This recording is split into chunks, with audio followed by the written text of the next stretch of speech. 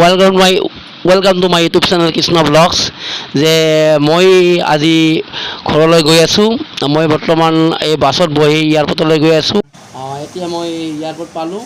Airport পোৱাৰ পিছত এতিয়া মই ভিতৰলৈ যাম, তাত বৰ্ডিং পাছ ল'ম। বৰ্ডিং পাছ লোৱাৰ পিছত কেই নম্বৰ গেটত যাব লাগে সেইটো চাই মই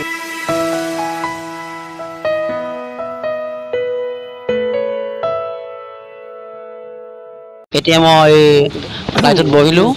ফ্লাইটত বহাৰ পিছত ইয়াত 8টা বজাত এই ফ্লাইটখন দিল্লীলৈ যাব। দিল্লীলৈ যোৱাৰ পিছত আপোনালোকক দিল্লী এয়াৰপৰ্টত কেনেকৈ থাকিব লাগে, কি কৰিব লাগে, আপোনালোকক সেইখিনিও প্লেচ দেখুৱাম। এতিয়া আপোনালোকে মোৰ ভিডিঅ'টো চাই থাকক।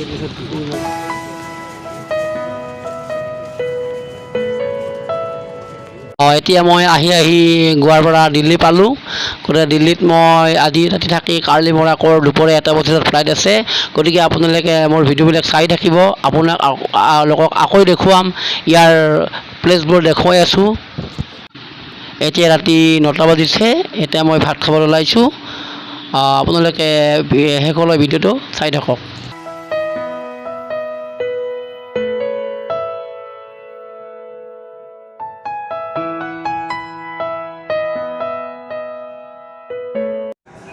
আজি যাম ইয়াৰ পৰা। গতিকে বৰ্তমান মই দিল্লীতে আছোঁ। দিল্লীৰ পৰা দুপৰীয়া মোৰ 1:25 গুৱাহাটীত ফ্লাইট আছে। ইয়াতে চাওক আপোনালোকে দিল্লীত এয়াৰপৰ্টৰ ভিতৰতে আছে। মই এয়াৰপৰ্টৰ দৃশ্যবিলাক চাই থাকক।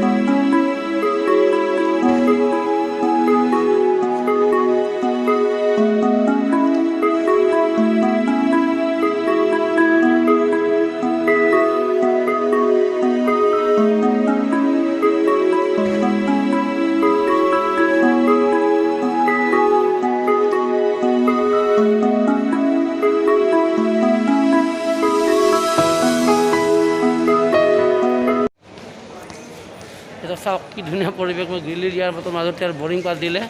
এতিয়া আমি কাউণ্টাৰলৈ গৈ আছোঁ, ক'ত এই গাড়ী নম্বৰত আমাৰ ফ্লাইটখন আহিব সেইটো চাই আছোঁ।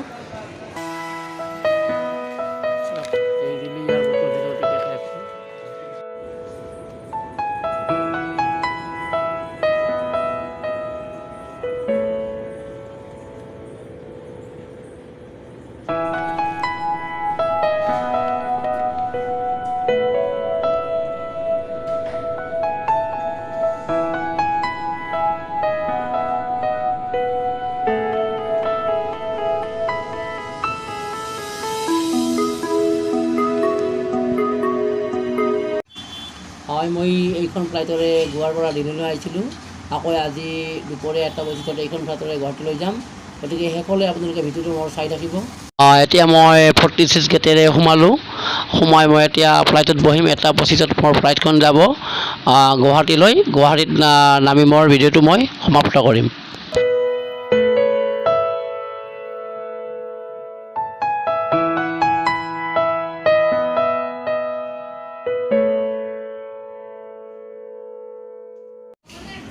এতিয়া গুৱাহাটীৰ পৰা নামিলোঁ। এতিয়া কৈ কৰণন চেণ্টাৰত যাম। তাৰপিছত আপোনালোকক তাত কি হয় মই দেখুৱাই দিম।